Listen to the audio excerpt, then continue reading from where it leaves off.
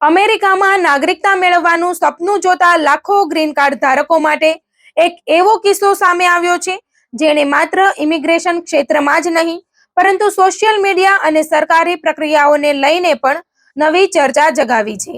સામાન્ય રીતે લોકો માને છે કે જો તેમની સામે કોઈ ગુનાહિત કેસ ન હોય, તમામ દસ્તાવેજો યોગ્ય હોય અને તેઓ કાયદાનું પાલન કરતા હોય તો અમેરિકાની નાગરિકતા મેળવવામાં કોઈ ખાસ મુશ્કેલી આવતી નથી.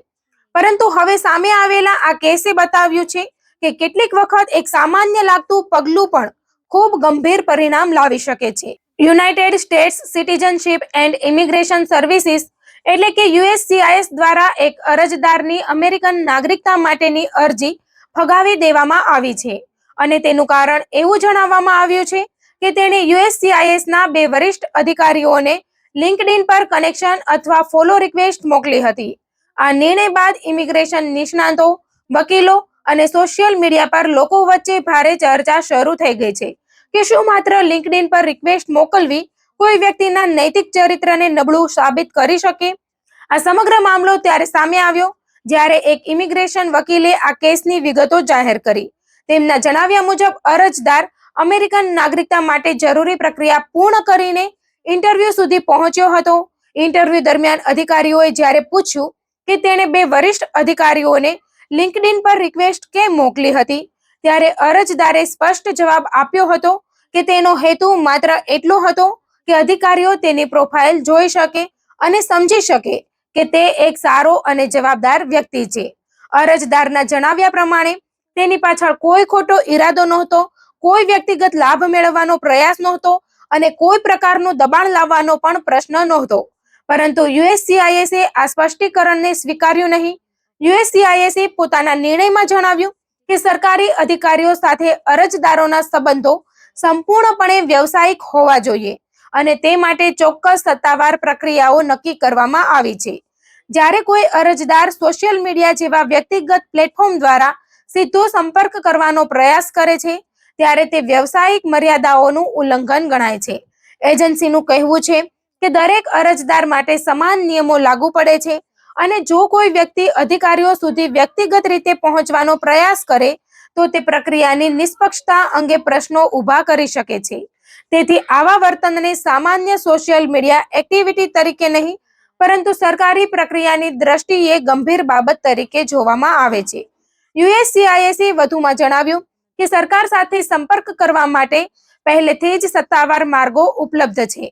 જો કોઈ અરજદારને માહિતી આપવી હોય, દસ્તાવેજ મોકલવા હોય અથવા કોઈ પ્રશ્ન પૂછવો હોય તો તેના માટે નક્કી કરેલી કાનૂની પ્રક્રિયાનો ઉપયોગ કરવો જરૂરી છે. સોશિયલ મીડિયા દ્વારા અધિકારીઓ સુધી પહોંચવાનો પ્રયાસ એ સત્તાવાર માધ્યમોને બાજુ પર રાખીને અલગ રસ્તો અપનાવવાનો પ્રયાસ માનવામાં આવી શકે છે. અધિકારીઓના મતે આ પ્રકારનું વર્તન માત્ર નિયમોના ભંગ સુધી મર્યાદિત નથી રહેતું પરંતુ કેટલીક પરિસ્થિતિઓમાં તેને અધિકારીઓ પર પ્રભાવ પાડવાના પ્રયાસ તરીકે પણ જોવામાં આવી શકે છે. આ કેસમાં સૌથી વધુ ચર્ચાનો વિષય બન્યો છે બેડ મોરલ કેરેક્ટર એટલે કે નબળા નૈતિક ચરિત્રનો મુદ્દો. અમેરિકન નાગરિકતા મેળવવા માટે માત્ર ગ્રીન કાર્ડ ધરાવવું પૂરતું નથી. અરજદારે સાબિત કરવું પડે છે કે તે સારા નૈતિક ચરિત્ર ધરાવે છે.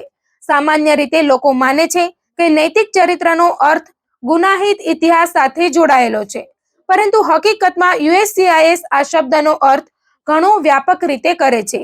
અરજદારનું વર્તન, કાયદા પ્રત્યેનો અભિગમ, જાહેર જીવનમાં તેનું વર્તન, સરકારી અધિકારીઓ પ્રત્યેનું વલણ અને કેટલીક વખત તેની નિર્ણય લેવાની ક્ષમતા પણ આ મૂલ્યાંકનનો ભાગ બની શકે છે.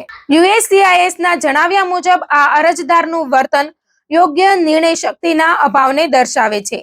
ડિપાર્ટમેન્ટ ઓફ હોમલેન્ડ સિક્યોરિટી હેઠળ કામ કરતા કર્મચારીઓ ઘણી વખત ધમકીઓ, દબાણ અને વ્યક્તિગત રીતે પ્રભાવિત કરવાના પ્રયાસોનો સામનો કરતા હોય છે. તેથી સુરક્ષાને ધ્યાનમાં રાખીને કોઈ પણ અનૌપચારિક અથવા વ્યક્તિગત સંપર્કને ખૂબ ગંભીરતાથી લેવામાં આવે છે. ભલે અરજદારનો ખરાબ ઈરાદો ન હોય છતાં અધિકારીઓ માટે દરેક કેસમાં સમાન ધોરણો જાળવવા જરૂરી બને છે. USCIS ના મત મુજબ સરકારી પ્રક્રિયાની નિષ્પક્ષતા જાળવવા માટે આ પ્રકારના સંપર્કોને પ્રોત્સાહન આપી શકાય નહીં. બીજી તરફ આ કેસને જાહેર કરનાર ઇમિગ્રેશન વકીલે આ નિર્ણય અંગે આશ્ચર્ય વ્યક્ત કર્યું છે. તેમણે જણાવ્યું કે અરજદારે માત્ર લિંક્ડઇન પર કનેક્શન રિક્વેસ્ટ મોકલી હતી. તેને કોઈ મેસેજ લખ્યો નહોતો, કોઈ વ્યક્તિગત ચર્ચા કરવાનો પ્રયાસ કર્યો નહોતો અને અધિકારીઓ સાથે કોઈ વાસ્તવિક સંપર્ક પણ કર્યો નહોતો.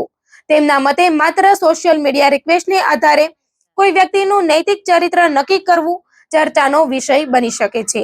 જો કે તેમણે અરજદારનું નામ જાહેર કર્યું નથી અને તેની રાષ્ટ્રીયતા વિશે પણ કોઈ માહિતી આપી નથી. એટલું જ નહીં, તેમણે એ પણ સ્પષ્ટ કર્યું નથી કે નાગરિકતા નકારવાના નિર્ણય પાછળ માત્ર આ એક જ કારણ હતું કે અન્ય કોઈ કારણો પણ તેમાં સામેલ હતા. ઉપલબ્ધ માહિતી અનુસાર અરજદારે જે બે અધિકારીઓને લિંક્ડઇન પર રિક્વેસ્ટ મોકલી હતી તેમાં યુએસસીઆઈએસની સેન્ટ જોસ ફિલ્ડ ઓફિસના ડિરેક્ટર અને સેન ફ્રાન્સિસ્કો ડિસ્ટ્રિક્ટ ડિરેક્ટરનો સમાવેશ થાય છે. બંને અધિકારીઓ ઇમિગ્રેશન પ્રક્રિયામાં મહત્વપૂર્ણ જવાબદારીઓ સંભાળે છે. આવા ઉચ્ચ હોદ્દાના અધિકારીઓ સાથે સોશિયલ મીડિયા દ્વારા સંપર્ક કરવાનો પ્રયાસ એજન્સીની દ્રષ્ટિએ અસ્વીકાર્ય માનવામાં આવ્યો છે. આ સમગ્ર ઘટનાએ અમેરિકન નાગરિકતા મેળવવાની પ્રક્રિયા અંગે ફરી એક વખત લોકોનું ધ્યાન ખેંચ્યું છે. સામાન્ય રીતે ગ્રીન કાર્ડ ધારક વ્યક્તિ 5 વર્ષ સુધી અમેરિકામાં કાયમી રહેવાસી તરીકે રહે પછી નાગરિકતા માટે અરજી કરી શકે છે. જો કોઈ વ્યક્તિએ અમેરિકન નાગરિક સાથે લગ્નના આધારે ગ્રીન કાર્ડ મેળવ્યું હોય તો તે સામાન્ય રીતે 3 વર્ષ પછી અરજી કરવા માટે લાયક બને છે. સમગ્ર પ્રક્રિયાની શરૂઆત ફોર્મ N-400 ભરવાથી થાય છે. ત્યારબાદ અરજદારને બાયોમેટ્રિક્સ માટે બોલાવવામાં આવે છે, જ્યાં તેના ફિંગરપ્રિન્ટ્સ, ફોટોગ્રાફ અને ડિજિટલ સહી લેવામાં આવે છે. આ માહિતી FBI સહિત અન્ય સરકારી એજન્સીઓ સાથે શેર કરવામાં આવે છે, જેથી અરજદારનો ગુનાહિત ઇતિહાસ અથવા સુરક્ષાને લગતી કોઈ સમસ્યા હોય તો તેની તપાસ થઈ શકે.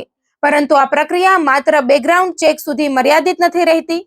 યુએસસીઆઈએસ અરજદારના ટ્રાવેલ હિસ્ટ્રી, ટેક્સ રેકોર્ડ, કાયદાનું પાલન, કુટુંબ સંબંધિત માહિતી, અગાઉ આપેલા નિવેદનો અને સામાજિક વર્તનની પણ સમીક્ષા કરી શકે છે. અંતિમ તબક્કામાં રૂબરૂ ઇન્ટરવ્યુ લેવામાં આવે છે, જેમાં અંગ્રેજી ભાષાની કસોટી, અમેરિકાના ઇતિહાસ અને નાગરિકશાસ્ત્ર અંગેના પ્રશ્નો ઉપરાંત અરજદારના સમગ્ર રેકોર્ડ અંગે પણ ચર્ચા કરવામાં આવે છે. આ તમામ માહિતીના આધારે અંતિમ નિર્ણય લેવામાં આવે છે. આ ઘટનાથી ઇમિગ્રેશન નિષ્ણાતો અરજદારોને ખાસ ચેતવણી આપી રહ્યા છે કે તેઓ યુએસસીઆઈએસ અથવા અન્ય કોઈ પણ સરકારી અધિકારીઓ સાથે માત્ર સત્તાવાર માધ્યમો દ્વારા જ સંપર્ક કરે. સોશિયલ મીડિયા પર ફોલો કરવું, કનેક્શન રિક્વેસ્ટ મોકલવી, વ્યક્તિગત સંદેશા મોકલવા અથવા અનૌપચારિક રીતે સંપર્ક કરવાનો પ્રયાસ કરવાથી બચવું જોઈએ. ભલે કોઈ વ્યક્તિનો હેતુ સારો હોય, પરંતુ સરકારી એજન્સીઓ તેને અલગ રીતે જોઈ શકે છે અને તેનો પ્રભાવ ઇમિગ્રેશન પ્રક્રિયા પર પડી શકે છે. જો કે આ કેસના તમામ પાસાઓ હજુ જાહેર થયા નથી અને એ પણ સ્પષ્ટ નથી કે અંતિમ નિર્ણય પાછળ અન્ય કોઈ પરિબળો જવાબદાર હતા કે નહીં. છતાં આ ઘટનાએ એક મહત્વપૂર્ણ સંદેશ જરૂર આપ્યો છે.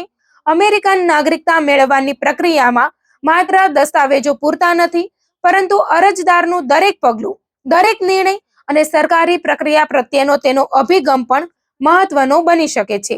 તેથી ઇમિગ્રેશન નિષ્ણાતોનું કહેવું છે કે અરજી દરમિયાન નિયમોનું સંપૂર્ણ પાલન કરવું, માત્ર અધિકૃત માધ્યમોનો ઉપયોગ કરવો અને કોઈ પણ પ્રકારના વ્યક્તિગત સંપર્કથી દૂર રહેવું એ જ સૌથી સુરક્ષિત રસ્તો છે.